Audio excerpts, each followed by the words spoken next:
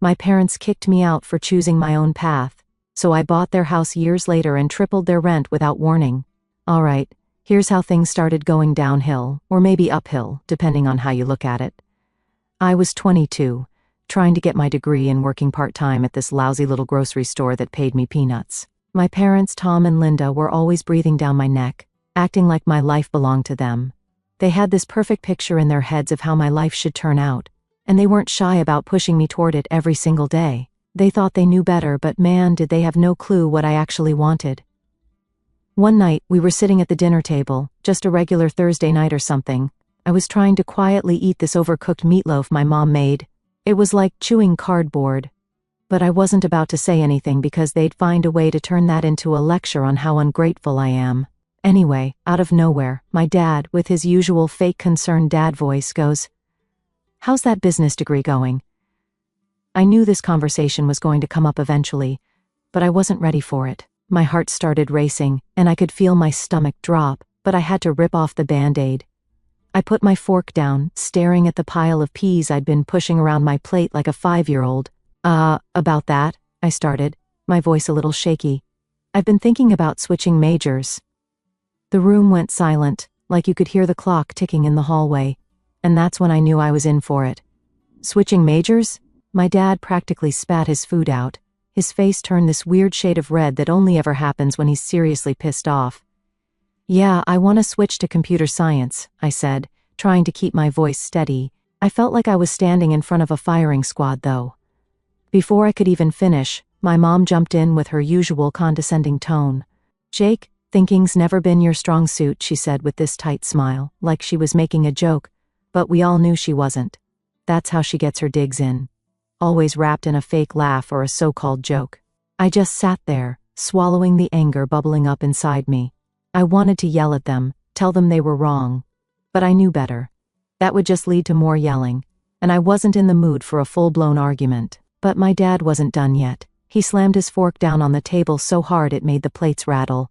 "Computer science? Are you out of your damn mind? Business is what's going to make you money. You're throwing away your future on some stupid hobby," I tried to explain. "It's not a hobby, Dad. I'm really into it and I think I could be good at it." "You think?" He cut me off again. "Passion doesn't pay the bills, Jake. You're being reckless. You need to think about your future, not just whatever you feel like doing right now." My mom nodded along, of course, adding fuel to the fire. "You're not a child anymore. You don't just get to play around with your future." That's when it hit me. They didn't care about what I wanted. Not one bit. To them, I was just this project they were working on, and any deviation from their grand plan meant I was screwing everything up.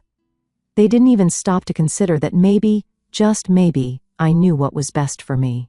After dinner, I went up to my room, slammed the door shut, and collapsed on my bed. I felt like a weight was pressing down on my chest. I pulled out my phone and called Ashley. She was the only person who got it, who understood what I was going through. "How'd it go?" she asked, knowing damn well how it went. "Like a freaking disaster," I muttered, rubbing my eyes. They totally freaked out when I told them. It was like I just told them I was dropping out to join a circus or something. She sighed on the other end of the line. "Jake, you've got to stand up for yourself. This is your life, not theirs. You don't owe them anything." I know, but they're my parents, you know? It's not that easy." "I get it," she said softly. "But you're 22, Jake. You're not a kid anymore. You've got to start living your own life, or they're going to keep running it for you." I sat there, staring at the ceiling, thinking about what she said. She was right. I was an adult now, and it was about time I started acting like one. The next day, I woke up feeling a mix of dread and determination. I had to tell them for real this time.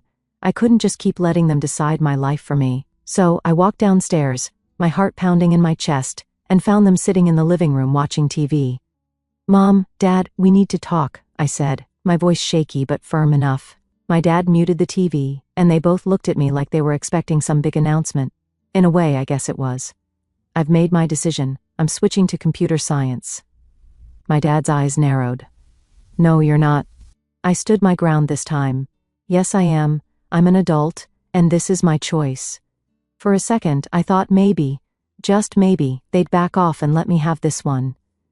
But then Mom stood up, crossing her arms over her chest.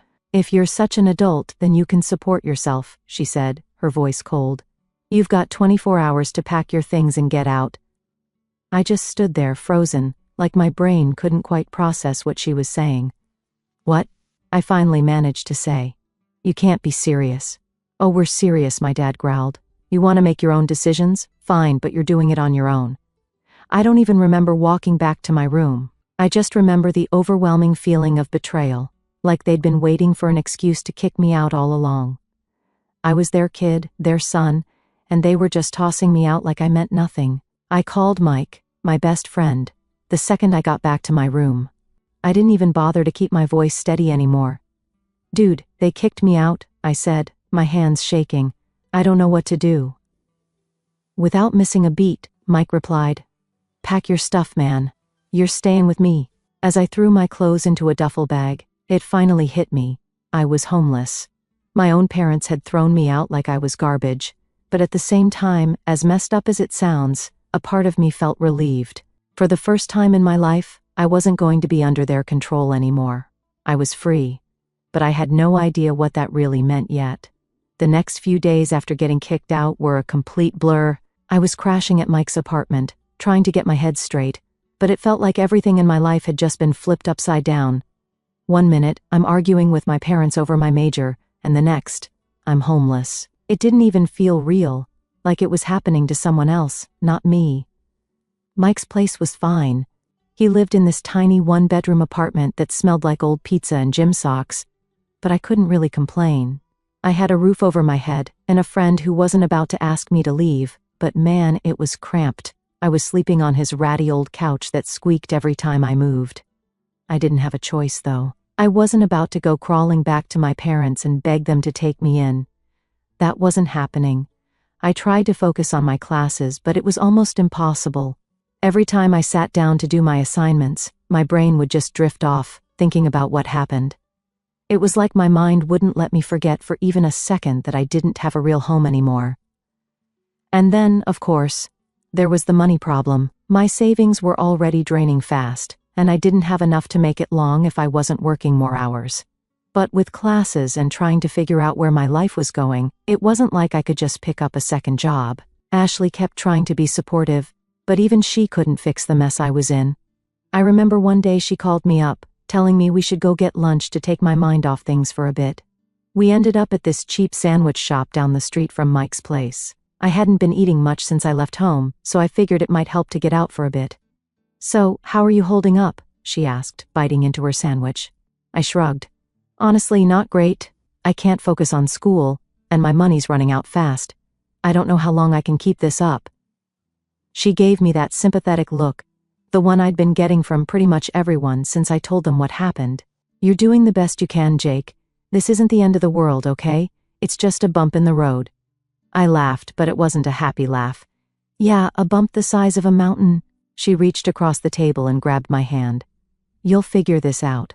I know you will. You've always been smart, even if your parents don't see it." Her words were nice, but they didn't change the fact that I was stuck in a situation I didn't know how to get out of.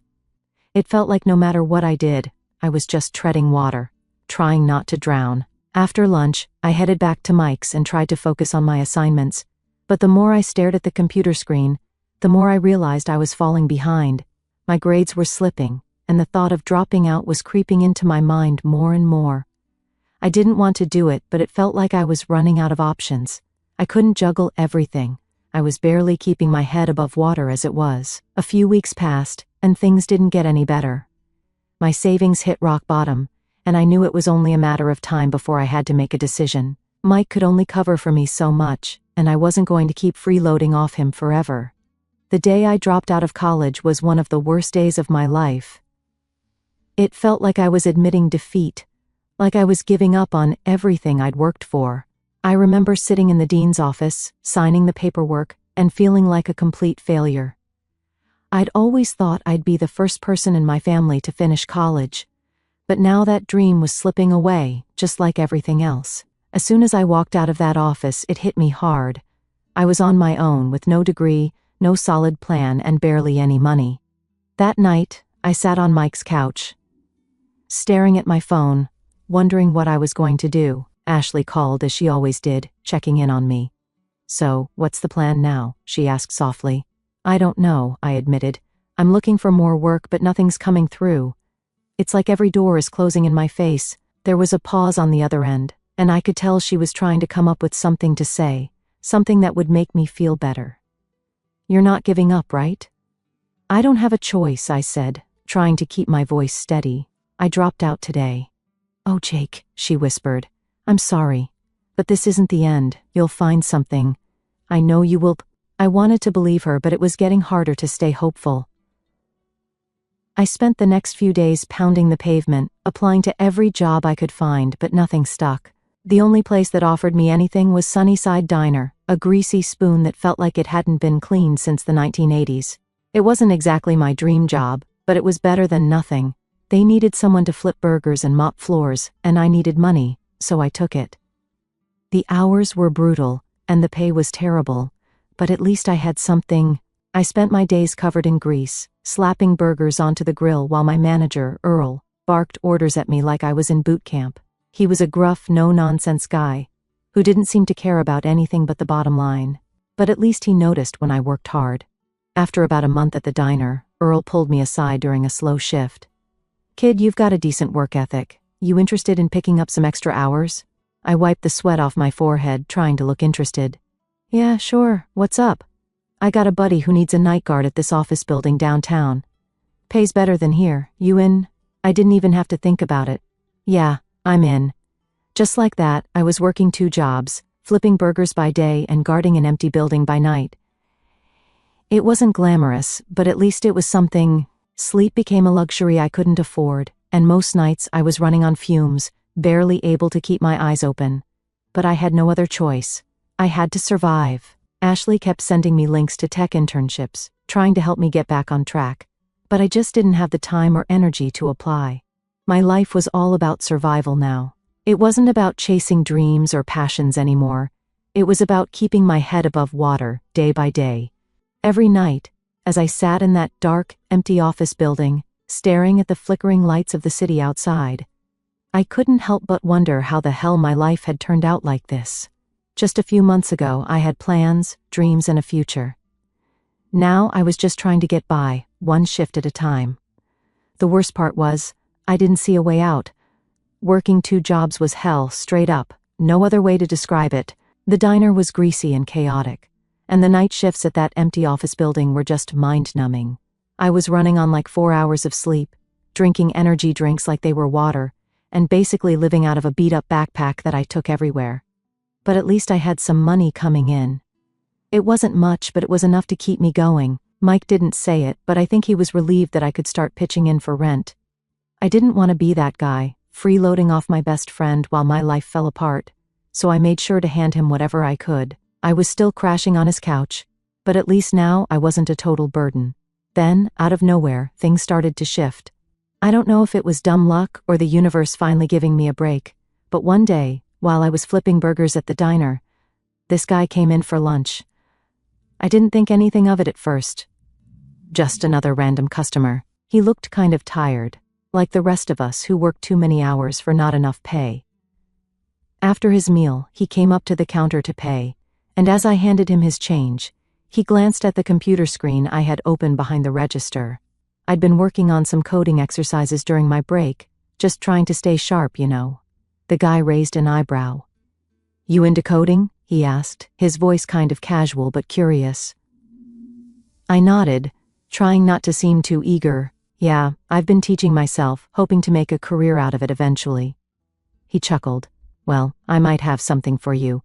My company's looking for entry-level IT guys. Nothing fancy, but it's a start. I blinked, not really believing what I was hearing. Wait, seriously? Yeah, he shrugged, like it wasn't a big deal. Send me your resume. I'll put in a word for you.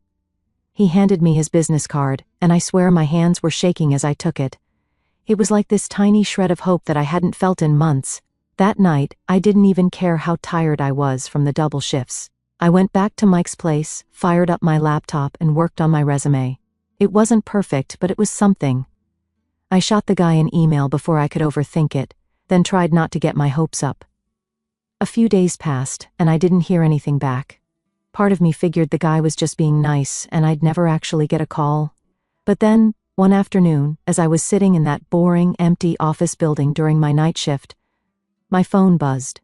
It was an email from that company. I stared at the screen for a solid minute, too scared to open it. But when I finally did, it wasn't a rejection. It was an invitation to interview. I couldn't believe it. I'd gone from flipping burgers and guarding empty buildings to maybe, just maybe, getting an actual job in IT. The interview wasn't anything fancy. I borrowed one of Mike's decent shirts and took the bus to the office. It was a small startup, nothing flashy, but it felt like a whole new world compared to where I'd been. The guy from the diner, whose name I now knew was Trevor, greeted me at the door and introduced me to his boss, Tina. Tina was tough but fair. She asked me about my experience, and I was upfront about the fact that I didn't have a degree, but I'd been teaching myself everything I could about coding and IT. I showed her some of the small projects I'd been working on, and she didn't seem too impressed at first. But then she asked me to solve a problem right there on the spot, something technical I hadn't done before. I panicked for a second, my mind racing. But then I remembered all those late nights I'd spent teaching myself, working through coding challenges just for the hell of it. I took a deep breath and got to work, trying not to let the pressure get to me. When I was done, Tina glanced over my shoulder at the screen. She didn't say much, just nodded and looked at Trevor. "He's got potential," she said. "Let's give him a shot." I didn't even know how to react. I wanted to jump up and scream, but I just sat there, trying to play it cool, even though I felt like my heart was about to explode out of my chest. I started the next week as an entry-level IT guy. It wasn't glamorous, but I didn't care. For the first time in months, I wasn't flipping burgers or guarding some creepy office building at 3 in the morning. I was actually doing something I loved. Tina and Trevor were patient with me, showing me the ropes, but they also pushed me to keep learning. They didn't hold my hand through everything, and that's what I needed. Nights were still rough, though. I was still juggling both jobs for a while, just to make sure I didn't screw up this opportunity. So, I'd work at the startup during the day, then head straight to the diner or the office building after. Sleep was still a rare luxury, and most mornings, I'd wake up feeling like I'd been hit by a truck. Ashley stuck with me through it all. She was my rock, always sending me job links or checking in on how things were going at the startup. I don't think I'd have made it without her. Every time I felt like I was about to fall apart, she'd remind me that I was doing this for a reason, that I was building something for myself. After a few months of grinding, I finally reached a breaking point. I couldn't keep working 2 jobs and expect to stay sane. So, I went to Earl, the diner manager, and told him I had to quit. He wasn't thrilled, but he understood. "Good luck, kid," he said, giving me one of those rare moments of sincerity. "You're a hard worker, you'll be fine." Walking out of that diner for the last time felt like a huge weight had been lifted off my shoulders. I still had the security job for the nights I wasn't at the startup, but at least I wasn't burning myself out as fast. As time went on, I threw myself into the IT gig with everything I had. I spent every spare minute learning new skills, taking on projects, and soaking up as much knowledge as I could. I wasn't just trying to survive anymore. I was trying to build something real, something that was mine. It wasn't easy, and there were days when I doubted myself, when I wondered if I was just chasing some pipe dream. But every time I got through a challenge or solved a problem that had stumped me for hours, I felt that spark again, that fire that had been missing for so long. Slowly, bit by bit, I started to see a future for myself again. Not the future my parents had planned for me, but one that I actually wanted. For the first time in a long time, that felt like enough. A few months into the new job, things started to feel different. Not in a bad way, just a way I hadn't felt in a long time. I was finally doing something I actually enjoyed, and I wasn't dragging myself out of bed just to survive another day at some dead-end job. The whole IT thing, coding, troubleshooting, yeah, it wasn't glamorous, but I liked it, and it was mine, something I had worked my butt off to get. I remember sitting at my desk one afternoon, buried in some code, when my boss, Tina, walked over. She wasn't the type to beat around the bush, which I respected. She leaned on the edge of my desk and said, "Jake, I've been watching your work these past few months. You've got potential, but you're holding back." I blinked at her, completely caught off guard. Holding back? What do you mean? She crossed her arms, giving me that look, like she already knew the answer but wanted me to say it out loud. You've got the skills, but you're playing it safe. I see you sticking to what you know. You're not taking risks, not pushing yourself. You're comfortable, and that's fine, but comfort doesn't get you anywhere in this business. I didn't know what to say at first. She wasn't wrong. I'd been doing the work, sure, but I wasn't exactly going above and beyond. I guess, after everything that had happened, I was just happy to be in a stable place for once, and I didn't want to screw it up. Look, Tina continued, you're good, Jake, but if you really want to stand out, you need to step it up. Take on projects that scare you a little. That's how you grow. I nodded, still processing what she'd said. It wasn't like I hadn't heard something similar before, but this time, it hit different. This wasn't some lecture from my parents about how I was wasting my potential. This was someone who saw what I was capable of, and was pushing me to be better. So, I took her advice. I started volunteering for more complex projects, stuff I wasn't entirely sure I could handle. There were definitely moments where I felt like I was in way over my head, but every time I figured something out, that feeling of accomplishment made it all worth it. One day, Tina assigned me this big project for a new client. It was way more responsibility than I'd ever had before, and part of me was freaking out, but another part of me was excited. This was the kind of challenge I needed to prove to myself that I could handle bigger things. I spent weeks working on it, late nights, weekends, pretty much any free time I had was dedicated to making sure it went perfectly. When I finally submitted the finished project, I felt like I'd just run a marathon. I was exhausted, but in that good way, like I'd pushed myself to the limit and come out the other side stronger. A few days later, Tina pulled me into her office. I sat down, trying to keep cool, but I was nervous. What if I'd messed something up? Jake, the client loved your work, she said. They're moving forward with everything you suggested. I let out a breath I didn't even realize I'd been holding. Really? She nodded, a small smile on her face. You did good. Keep this up, and you're going to go far here. I walked out of her office feeling 10 feet tall. For the first time in what felt like forever, I wasn't just surviving, I was thriving. I started to see a future that wasn't just about scraping by, but actually building something real.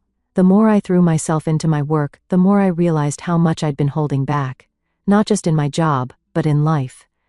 It was like this fog had lifted, and I could finally see what I was capable of if I stopped letting fear hold me back. It wasn't easy, and I made plenty of mistakes along the way, but each one taught me something, pushed me forward. Around that time, things with Ashley started to shift too. She'd always been supportive, but now she seemed proud of me in a way she hadn't before. We'd go out to dinner, and instead of me venting about my crappy jobs or money problems, I'd be talking about this new project I was working on, or some cool thing I'd learned, and she'd listen, really listen, like she could see I was finally on the path I was meant to be on. One night, we were sitting on her couch after I'd just finished a particularly brutal week of work. I was exhausted, but in a good way, and she looked over at me with this smile on her face. You know, she said softly, I always knew you'd get here. Maybe not in the way you planned, but you're doing it. You're making it happen. I didn't know how to respond to that. I mean, she'd been with me through the worst of it, through the days when I didn't even know if I'd make rent or where my next paycheck was coming from. But she stuck around, never once making me feel like I wasn't enough. Hearing her say that, it hit me how lucky I was to have someone like her in my corner. Thanks, I said, my voice a little rougher than I meant it to be. I don't think I'd have made it this far without you. She laughed, shaking her head. You would have. You just needed a push. Maybe she was right, but having her there made the whole thing a lot easier to handle. Things started to pick up from there. Work got busier, but in a good way. I was taking on more responsibility, getting better at what I did, and people were starting to notice. Tina kept giving me more complex projects, and every time I finished one, I felt more confident in my abilities. The money, well, it was still tight, but it was getting better. I'd quit the security job, finally. And while I wasn't rolling in cash, I wasn't worried about where my next meal was coming from anymore. For the first time in a long time, I felt stable, like I was on solid ground again. One afternoon, Tina called me into her office again. I sat down, half expecting it to be another big project, but she had this serious look on her face, one I hadn't seen before. "Jake, I want to talk to you about your future here," she said, her voice calm but direct. I raised an eyebrow, not sure where this was going. "Okay." She leaned back in her chair. "You've done great work these past few months, and I think you're ready for more. I want to promote you to a full-time position." For a second, I just sat there trying to process what she'd said. Full-time. That was the dream, right?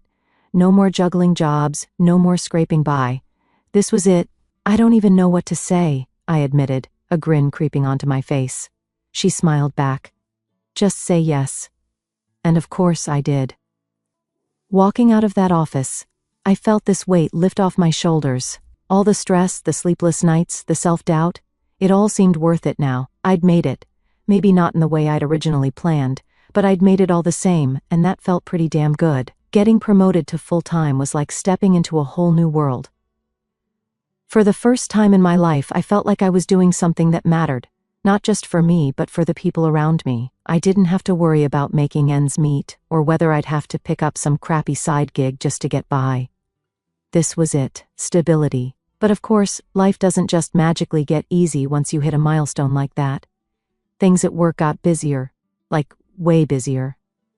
Tina wasn't kidding when she said I'd be getting more responsibilities. I was thrown into bigger projects, leading teams for the first time, and managing deadlines that felt impossible at times.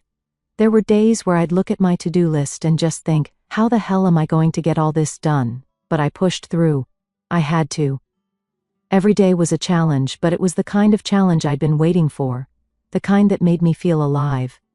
Even though I was still learning, I was finally in a place where people trusted me to get the job done. That was huge for me. One afternoon, Tina pulled me into her office again. I swear, every time she called me in, I felt like I was back in school, waiting to see if I'd passed or failed a test. She had that serious look on her face, and for a second, I wondered if I'd screwed something up. "Jake, I've got another project for you," she said, sliding a folder across the desk. I picked it up and flipped through the pages, scanning the details. It was for a new client, some big company looking to upgrade their whole IT infrastructure. A huge project, way bigger than anything I'd worked on before. My stomach did that little flip it does when you're both excited and terrified at the same time. "This is a lot," I said, trying to sound confident but not too cocky. Tina nodded. "It is. But I think you're ready. This is going to be a big deal for the company, and I want you to lead it." Lead it? Those words hit me like a ton of bricks. I mean, I'd been working hard, sure, but leading a project like this? That was next level. "I won't let you down," I said, feeling the weight of what she was trusting me with. "I know you won't," she replied, giving me a rare smile before getting back to business. The next few weeks were some of the most intense of my life. I was basically living at the office, working late nights and weekends to make sure everything was perfect.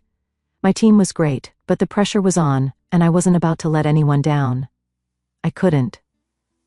Ashley was a saint during all of this. I wasn't around much, and when I was basically a zombie. She'd bring me takeout to the office when she could, sit with me for a bit while I worked, and remind me to take breaks. "You're going to burn out if you don't slow down," she'd say, concern in her eyes. But I couldn't slow down, not yet. This project was everything to me, and I knew if I could pull it off, it would change things, not just for my career, but for me personally. It was like I had something to prove, not just to Tina or the company, but to myself. I needed to show that I could do this, that I could rise to the occasion. The night before the final presentation to the client, I barely slept. I kept running over everything in my head, double and triple checking the details, making sure there were no loose ends. It felt like all the stress and anxiety from the past year had built up to this moment, and I was standing at the edge of something huge. The next morning, I walked into the boardroom, my heart pounding in my chest. The clients were all there, suits and ties, serious faces.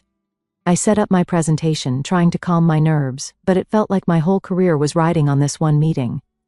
Tina was there too, sitting at the head of the table, watching me closely. I took a deep breath, reminded myself that I'd prepared for this, and started the presentation. It wasn't perfect. I fumbled a couple of slides, stumbled over a few words, but I kept going. I answered their questions, explained the plan, and showed them exactly why this upgrade was what they needed. When it was all over, I stood there waiting for their reaction, my palms sweating like crazy. For what felt like an eternity, no one said anything. They just sat there, flipping through the documents, whispering to each other. My stomach was doing backflips, and I was half expecting them to tear everything apart. But then, the head of their IT department spoke up. "This looks good," he said, nodding. "We'll move forward with the plan." I couldn't believe it. I actually did it. I wanted to jump up and fist pump the air like a complete idiot, but I kept it together, nodding professionally, like this was just another day at the office.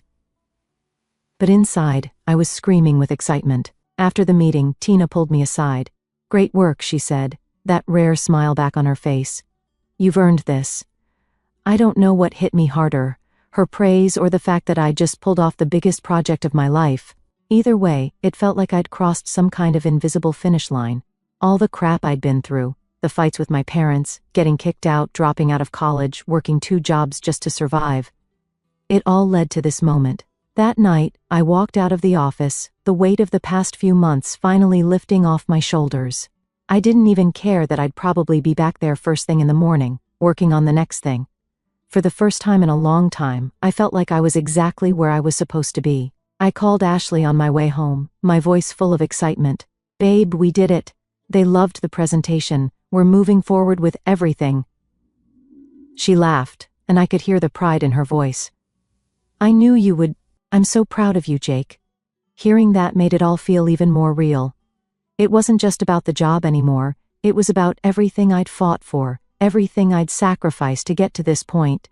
I wasn't the same guy who'd been kicked out of his parents' house, lost and scared. I was building something for myself, on my own terms. The future didn't seem so uncertain anymore. I wasn't just surviving, I was thriving, and that feeling, that was worth everything. A few years after that big project at work, my life had changed in ways I never imagined. I'd gone from barely scraping by to climbing the ladder in the IT world, and eventually, I made a decision that surprised even me. I started my own company. It wasn't an overnight thing, of course. I'd been working for a while, building up a solid reputation, saving up some money and making connections. Eventually, I felt ready to take the leap. Starting my own business wasn't easy at first. There were sleepless nights, endless paperwork, and the constant fear that everything could crash and burn. But I had this feeling deep down that this was what I was meant to do, so I stuck with it, grinding day in and day out. Before long, things started to click. I started landing contracts, building a small but solid team, and the company began to take off. After a couple of years, we were pulling in more money than I ever thought possible. I wasn't just making it anymore. I was actually doing really well. I wasn't flipping burgers or guarding empty buildings. I was running my own company and watching it grow bigger every month. It felt surreal at times, like I was living in someone else's life, but it was mine. I'd built this. Around the time my company really started to take off, Ashley and I began talking about buying a house. We'd been renting for years, and it felt like the right time to find something permanent, something we could call our own. We started looking at listings, visiting open houses on weekends, and dreaming about the kind of place we wanted to settle down in. One day, I was scrolling through some real estate sites, and I saw something that made me stop in my tracks. The house where I grew up, the one my parents still lived in, was listed for sale. I couldn't believe it. I hadn't spoken to them in years, and honestly, I didn't keep up with what was going on in their lives. But seeing that house for sale, it hit me in a weird way. I clicked on the listing and checked out the details. Apparently, their landlord had decided to sell the property, and it was being listed at a price that was, honestly, a steal compared to other houses in the area. And then, like a light bulb going off in my head, I had this wild idea. I could buy the house. At first, it felt a little petty. I mean, who does that? Who buys their parents' house after they kick them out? But the more I thought about it, the more it made sense. I was in a position to do it, and they didn't know I had money, or that I was even considering buying a house. This could be my chance to take back some control over a situation that, for years, had left me feeling powerless. So, I called up my real estate agent and put in an offer. I didn't even hesitate. The price was right, and I had more than enough money to make it happen without breaking a sweat. A few weeks later, the deal closed, and just like that, I was the owner of the house where I spent my childhood. It was mine. Here's where things get interesting. The day after the sale went through, I got a call from the property manager who had been handling the place. "The tenants are asking to meet the new owner," he said. "They want to discuss the rent and some issues they've been having." I smiled to myself. This was going to be good. I didn't tell them anything, of course. I just told the property manager to schedule the meeting. The plan was already forming in my head. When the day came, I showed up at the house, parked my car out front, and knocked on the door like I was just some regular landlord. My dad answered the door. He looked surprised, but I could tell he didn't recognize me right away. It had been years since we'd seen each other, and I guess I didn't look like the same guy who left their house with a duffel bag and no real plan. "We're here to meet the landlord," he said, looking confused. "That's me," I replied, stepping inside like I owned the place, which, of course, I did. He blinked, clearly not expecting this. "Wait, what? You're the landlord?" "Yeah," I said, trying not to laugh. "I bought the place." At that moment, my mom walked in from the living room. When she saw me, her eyes went wide. "Jake?" she gasped. "What are you doing here?" I just smiled and leaned against the wall. "Well, I'm your landlord now." The look on their faces was priceless. They were completely speechless, just standing there in shock. I could tell they were trying to process the fact that the kid they kicked out all those years ago was now the owner of their house. It felt like some kind of weird justice, but I wasn't there to gloat. I was there to handle business. "So," I said, breaking the awkward silence, "about the rent." They both stared at me, clearly not ready for what was coming. "I'm tripling it," I said, straight-faced. My dad's jaw dropped. "Tripling it? You can't be serious." "Oh, I'm dead serious," I replied. "You see, property values have gone up, and I've got to make sure I'm getting a fair return on my investment. So yeah, the rent is going up, a lot." My mom tried to reason with me, her voice shaky. "Jake, we can't afford that. You know we can't." I shrugged. "That's not really my problem. You can either pay the new rent or find somewhere else to live. It's up to you." It was harsh, I know, but I wasn't going to back down. They'd made their choice years ago when they threw me out, and now it was my turn to set the terms. They stood there, stunned, probably realizing that they didn't have much of a choice. With their credit shot and no real options, they were stuck. After a few minutes of awkward back and forth, I told them I'd give them some time to figure things out and walked out the door.